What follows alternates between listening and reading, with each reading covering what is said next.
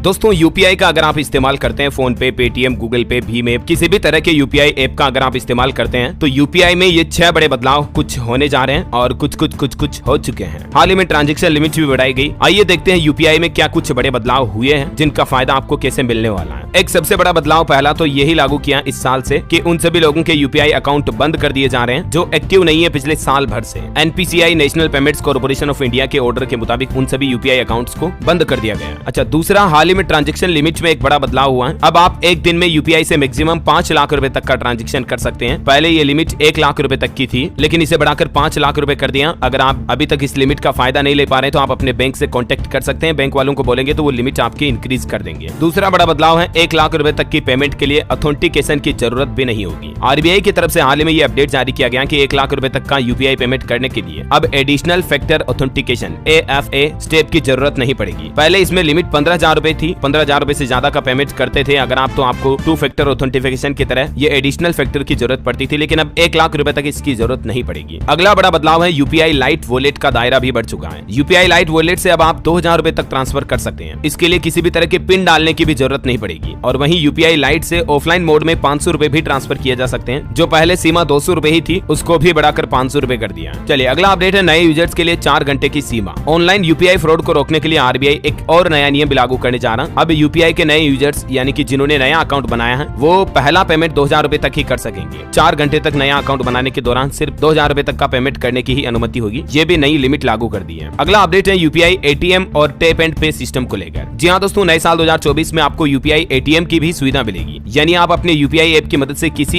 UPI ATM से भी पैसे निकाल सकेंगे। इसके लिए आपको डेबिट क्रेडिट कार्ड की जरूरत भी नहीं पड़ेगी। हिटाची की तरफ से पेमेंट सर्विस ने यूपीआई एटीएम लॉन्च किया और आजकल तो ज्यादातर बैंक अपने एटीएम में ये सुविधा भी देने लगे हैं, जिसमें एटीएम मशीन पर ही क्यूआर कोड मिल जाएगा और आप अपने फोन से स्कैन करके उसमें पैसा डाल दो। आपको कार्ड लगाने की जरूरत नहीं है। उस एटीएम मशीन से कैश भी बाहर निकल कर आ जाएगा। अच्छा, इसके अलावा दोस्तों यूपीआई में टैप एंड पे फीचर भी आ रहा है। ये फीचर उन फोन में काम करेगा जिनमें एनएफसी का सपोर्ट है। जैसे वाईफाई कार्ड में होता ना टैप एंड पे, मशीन के टच करते हो आप पेमेंट हो जाता तुरंत, है ना। ठीक वैसे ही आप अपने फोन को भी टैप करके पेमेंट कर पाएंगे जल्दी। यूपीआई में एनपीसीआई की तरफ से ये नया सिस्टम भी लागू किया जाएगा। और एक अच्छी खबर बताऊं दोस्तों आपको, लगातार हमारे देश में डिजिटल पेमेंट बढ़ रहा है। अभी बीते लास्ट महीने का आंकड़ा देखिए, दिसंबर 2023 में यूपीआई ट्रांजैक्शन ने नया रिकॉर्ड बना दिया। 1202 करोड़ ट्रांजैक्शन हुए यूपीआई के, जिनके जरिए 18 लाख करोड़ से भी ज्यादा का ट्रांसफर किया गया, पैसों का लेन देन हुआ लगभग 18.25 लाख करोड़ का। और पिछले एक साल में इस तरह से डिजिटल पेमेंट यूपीआई में 54% तक की ग्रोथ देखी गई। Amazing, right. और नए साल से आपको यूपीआई में एक और नई सुविधा भी मिलने जा रही है। अब आप यूपीआई के जरिए डायरेक्टली शेयर मार्केट में भी पैसा निवेश कर पाएंगे। मतलब जनवरी से यूपीआई पेमेंट में शेयर्स खरीदने की सुविधा भी शुरू कर दी है। डायरेक्टली कंपनी के स्टॉक खरीद पाएंगे आप यूपीआई के जरिए। एनपीसीआई का कहना है कि सेकेंडरी मार्केट के लिए यूपीआई लॉन्च कर चुका है इस साल 2024 से ही। मतलब सिंपल, आप यूपीआई के जरिए पेमेंट करके शेयर्स खरीद पाएंगे। अभी आईपीओ में सुविधा मिलती है, डायरेक्टली अब आपको स्टॉक बाय परचेज में भी यूपीआई फैसिलिटी मिलेगी। और यूपीआई के अलावा दोस्तों सरकार अब ई रूपी को भी लगातार बढ़ावा दे रही है। देखिए ई रूपी ने भी 10 लाख डेली ट्रांजैक्शन का आंकड़ा पार कर लिया। ये ई रूपी तो और भी एडवांस है यूपीआई से भी। इसके लिए तो बैंक अकाउंट की जरूरत भी नहीं पड़ती है, आपके मोबाइल में वॉलेट में रहती है ये करेंसी। और ये ई रूपी से सरकार को क्या फायदा होगा, तो नोट छापने का खर्चा बचेगा और भी कई तरह के बेनिफिट सीख सकते हैं, है ना। तो ये दोस्तों यूपीआई, डिजिटल ट्रांजैक्शन, ई रूपी वगैरह को लेकर कुछ छोटे बड़े नए अपडेट, नए नियम आपको जरूर जानने मिले होंगे। इस वीडियो को लाइक और शेयर करना, चैनल को सब्सक्राइब करके बेल आइकन जरूर दबा देना। रोजाना ऐसे इन्फॉर्मेटिव काम की खबरें देखते रहने के लिए।